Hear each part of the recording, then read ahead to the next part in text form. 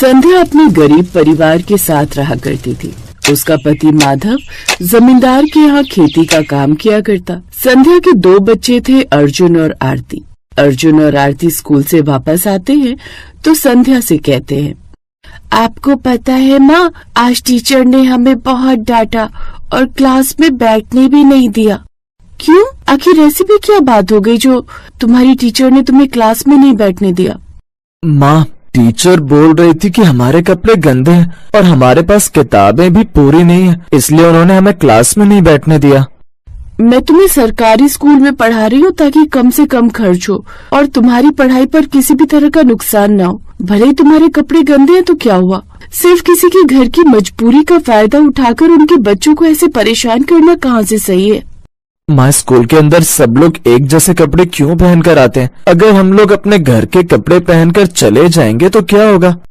नहीं बेटा, स्कूल के अंदर कई तरह के लोग आते हैं। अगर कोई अच्छे कपड़े पहनकर आएगा तो जिनके पास में अच्छे कपड़े नहीं हैं, उन्हें बुरा लगेगा। इसलिए सरकार ने सबको बराबरी का एहसास हो इसलिए वर्दी बनाई है।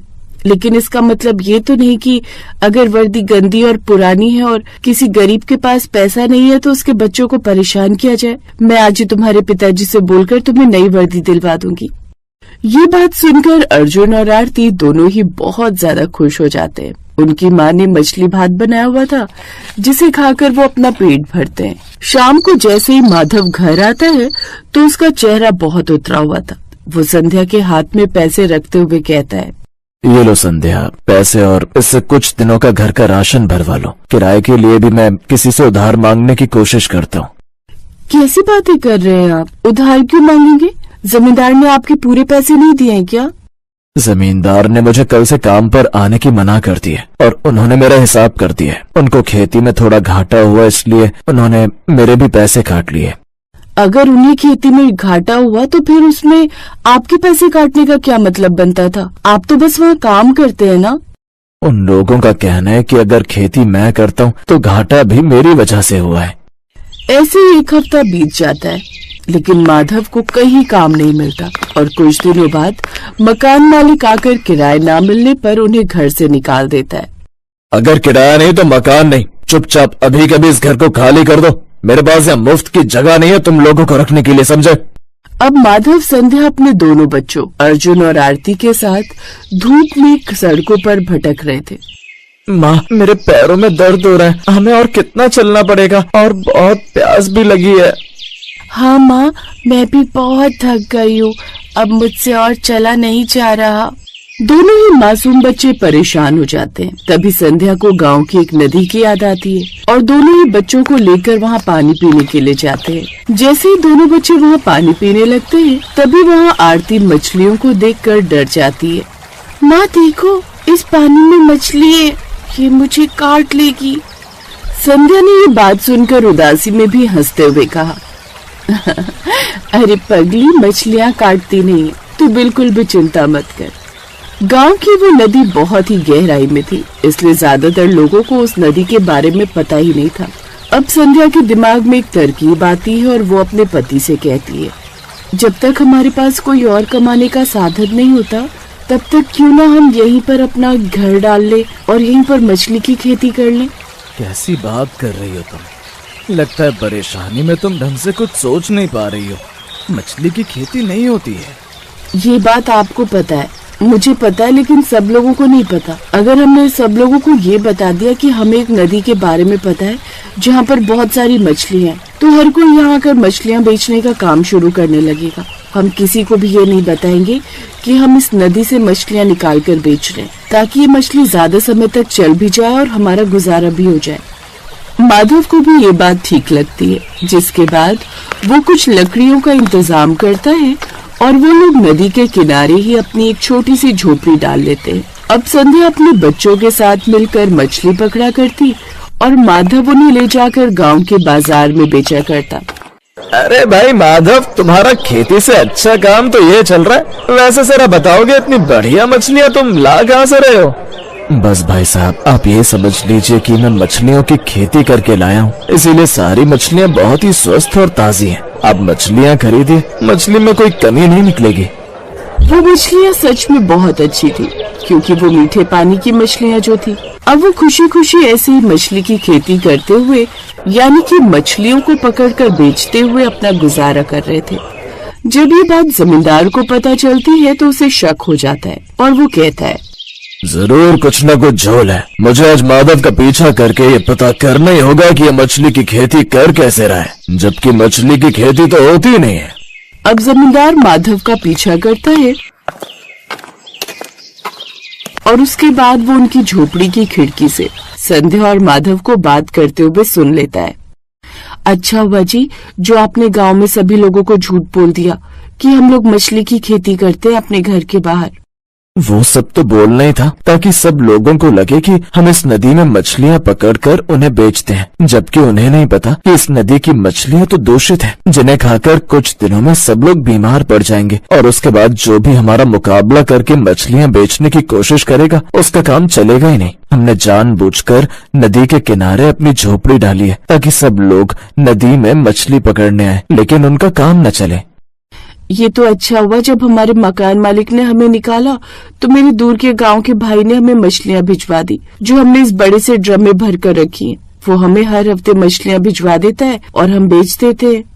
जमींदार ये सुनकर इसी बात को सच मान लेता है क्योंकि उसे कानों सुनी बातों पर यकीन करने की आदत जो थी। दरअसल माधव ने जमींदार को पहले ही पीछा करते हुए देख लिया था और माधव जानता था कि वो जल्दी ही नदी के अंदर मछलियों वाली बात जान जाएगा, इसलिए उसने पहले ही संध्या को इस बात की भनक दे दी और दोनों झूठी चर्चा करने लगे। जमींदार ने सारी बातें सुनने के बाद कहा, अच्छा तो ये माधव और उसकी पत्नी संध्या ज्यादा चालाक बनने की कोशिश कर रहे हैं। ये चाहते हैं कि इनका पीछा करते हुए लोग इस नदी की मछलियां बेचें और उनका काम धंधा चौपट हो जाए। कोई बात नहीं, मैं भी देखता हूँ कितने दिन तक गांव से लाकर ये मछलियां बेच पाते हैं और सब लोगों को कब तक कहते हैं कि घर के बाहर मछली की खेती करते हैं। जमींदार ये बोलकर वहाँ से चला जाता है और माधव और संध्या भी ये बात सुनकर हंसने लगते हैं। अब माधव को संध्या ने अपने बच्चों की अच्छी शिक्षा का इंतजाम कर दिया था और अपना घर भी पक्का बनवा लिया था।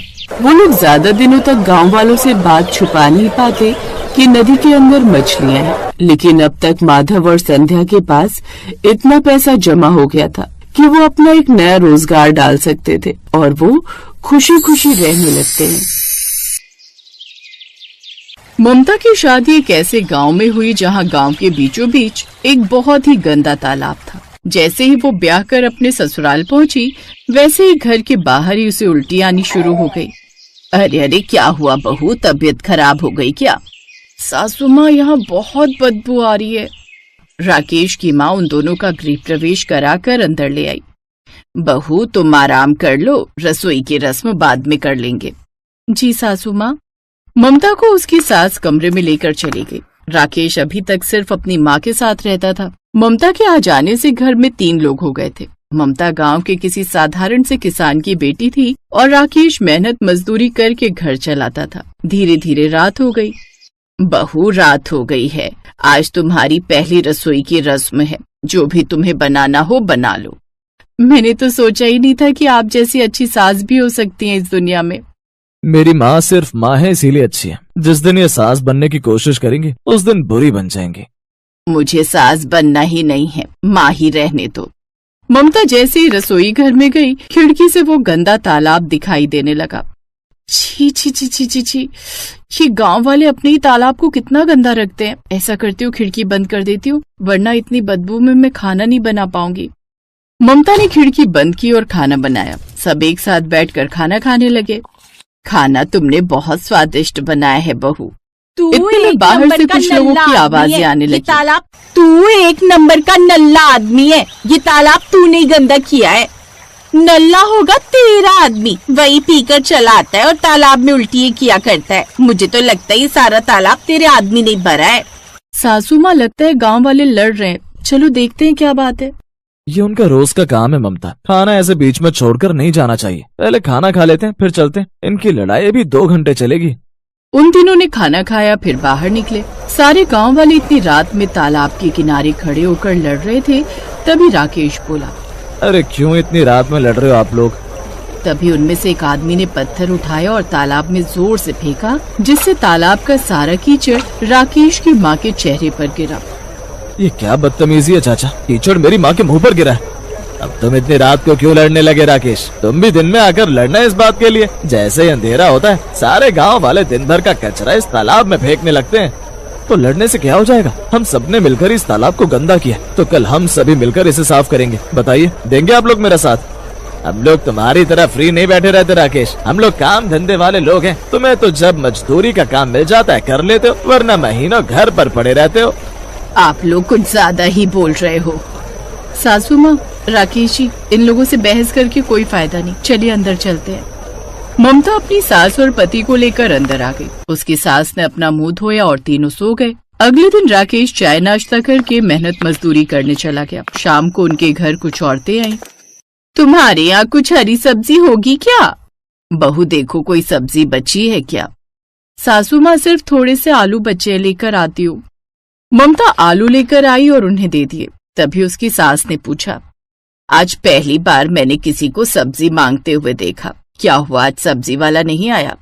न आज आया न ही कल आया था, पता नहीं 2 दिनों से सब्जी वाला क्यों नहीं आ रहा। बाजार हम लोग जा नहीं सकते क्योंकि बाजार तालाब के दूसरी तरफ है और ये तालाब पार करना तो लगभग नामुमकिन है। सही कह रही हो तुम। वो औरत सब्जी लेकर चली गई। रात को जब राकेश घर लौटा तो उसके घर में भी सब्जी नहीं बची। बेटा, आज तो सब्जी वाला भी नहीं आया। थोड़े से आलू बचे थे, वो हमारी पड़ोसी मांग कर ले गई। वो सब्जी वाला कहीं दिखाई दिया तुझे? 2 दिन से आया ही नहीं। नहीं माँ, मुझे तो वो कहीं नहीं दिखा, कल पता करता हूँ, आज दाल से काम चला लो। ऐसे ही 3-4 दिन गुजर गए पर सब्जी वाला आया ही नहीं। लोगों के यहाँ अब सब्जी ही नहीं बची। सभी एक साथ इकट्ठा हुए। गाँव वालों, 1 हफ्ते से ना सब्जी खाई ना ही लहसुन प्याज, ये सब्जी वाला कहाँ मर गया? सही कह रहे हो चाचा, बिना सब्जी के हम जिंदा कैसे रहेंगे? चाचा, मुझे तो लगता है वो इस गंदगी की वजह से नहीं आता।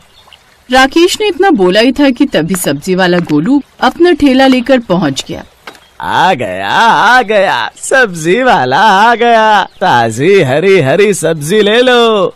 देखो, वो आ गया, सब्जी वाला आ गया, जल्दी जल्दी ले लो सब्जी गांव वालों। सारे गांव वाले एक साथ उसके ठेले पर टूट पड़े, जिससे उसका सब्जी से भरा ठेला उसी तालाब में जा गिरा। उसकी सारी सब्जी बर्बाद हो गई। मेरी सारी सब्जी बर्बाद कर दी तुम लोगों ने। आज के बाद मैं यहाँ आऊंगा ही नहीं कभी। मैं ये शहर छोड़ कर ही जा रहा हूँ। तुम लोगों के गंदे तालाब की वजह से मैं बीमार हो गया था, इसीलिए नहीं आ पाया। सोचा था अब तो आपका तालाब साफ हो गया होगा, पर कुत्ते की पूंछ कभी सीधी नहीं हो सकती। ये क्या बोल रहे हो तुम? बिल्कुल सही बोल रहा हूँ काका, तुम्हारे जैसा गंदा मोहल्ला मैंने आज तक नहीं देखा, इसीलिए तो यहाँ मेरे अलावा कोई आता नहीं था। अब मैं भी नहीं आऊंगा। तुम सब्जी खाने के लिए तरस जाओगे, ये श्राप है मेरा। इतना बोलकर वो सब्जी वाला वहाँ से चला गया। सारे गांव वाले अब परेशान हो गए। चलो गांव वालों, आज के बाद सब्जी खाना बंद कर दो। अरे वो गुस्से में बोल गया होगा, 1-2 हफ्ते में फिर यही दिखाई देगा। लेकिन 3 महीने बीत गए, वो सब्जी वाला वहाँ झांकने तक नहीं आया। सारा गांव अब सब्जी के लिए तड़पने लगा। ममता, माँ, गर्मी की वजह से मेरा काम कुछ महीनों के लिए रुक गया है। इसे कहते हैं कंगाली में आटा गीला। सोच सोच का फर्क है सासू माँ। अगर मान ले तो कंगाली में आटा गीला हो जाएगा, और अगर थोड़ी मेहनत कर ले तो यही एक अवसर बन सकता है। मैं कुछ समझा नहीं ममता, तुम कहना क्या चाहती हो? मैंने कुछ सोचा है, पर उससे पहले मुझे इस बारे में पिताजी से बात करनी पड़ेगी। आप कल मेरे साथ मायके चलना थोड़ी देर के लिए। लेकिन बहू, तूने सोचा क्या है ये तो बता दे। ये भी कल पता चल जाएगा आप लोगों को। ठीक है। अगले दिन ममता अपने पति के साथ अपने पिता से मिलने पहुंची। ममता ने सारी समस्या अपने पिता को बता दी। समस्या तो बहुत बड़ी है बिटिया, लेकिन मैं इसमें क्या कर सकता हूँ बेटा? पिताजी, आप बहुत पुराने किसान हैं, आपको खेती के बारे में सब जानकारी है। तो मुझे ये बताइए कि क्या मेरे ससुराल में जो गंदा सा तालाब है उसे साफ करके उसमें सब्जी की खेती की जा सकती है? की तो जा सकती है, पर बहुत मेहनत करनी पड़ेगी। और तुझे वहाँ सब्जी की खेती करने की क्या जरूरत है? तुझे जितनी सब्जी चाहिए यहाँ से लेकर जा। नहीं पिताजी, बात सिर्फ सब्जी की नहीं है। अगर ये हो गया तो 3 फायदे होंगे। पहला, वो तालाब साफ हो जाएगा, जिससे गांव में लड़ाई झगड़े बंद हो जाएंगे, बीमारी नहीं होगी लोगों को। दूसरा फायदा ये कि लोगों को आसानी से ताजा हरी सब्जियां मिल जाएंगी। और तीसरा फायदा, राकेश जी को कहीं बाहर जाकर मेहनत मजदूरी नहीं करनी पड़ेगी, हम सब्जी का ही धंधा करने लगेंगे। क्या बात है ममता, तुमने तो सारी समस्याएं एक ही बार में खत्म कर दी। ठीक है बिटिया, उस तालाब को अच्छे से साफ करना पड़ेगा। फिर उसमें बहुत सारे केमिकल डालने पड़ेंगे, खाद डालनी पड़ेगी, 8-10 बार जुताई करनी पड़ेगी, तब जाकर उस जमीन पर सब्जी की खेती हो पाएगी। इसके लिए मुझे भी चलना पड़ेगा और गांव के कुछ लड़कों को भी ले चलना होगा। ठीक है पापा, कल आप सारा सामान और लड़कों को लेकर घर आ जाना। अगले दिन ममता ने राकेश, अपने पिता और गांव के लड़कों के साथ मिलकर तालाब की सफाई करनी शुरू कर दी। गांव वाले देख रहे थे पर ममता कुछ बोल नहीं रही थी। एक हफ्ते तो तालाब साफ करने में ही लग गए। उसके बाद उसका सारा गंदा पानी निकालकर ढेर सारी मिट्टी डाल दी गई। ममता, तुम इसमें सब्जी की खेती कर सकती हो, मैं तुम्हें सारे बीज देकर जा रहा हूँ।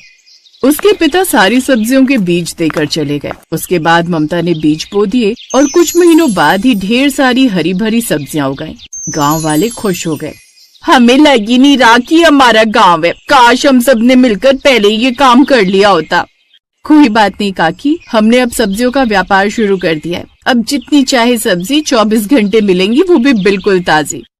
तो उस दिन के बाद वो गांव तो स्वच्छ हुआ ही, ममता और राकेश की गरीबी भी हमेशा हमेशा के लिए खत्म हो गई। इस वीडियो को लाइक करें, हमारे चैनल को सब्सक्राइब करें, बेल आइकन जरूर प्रेस करें हमारी न्यू वीडियो सबसे पहले देखने के लिए।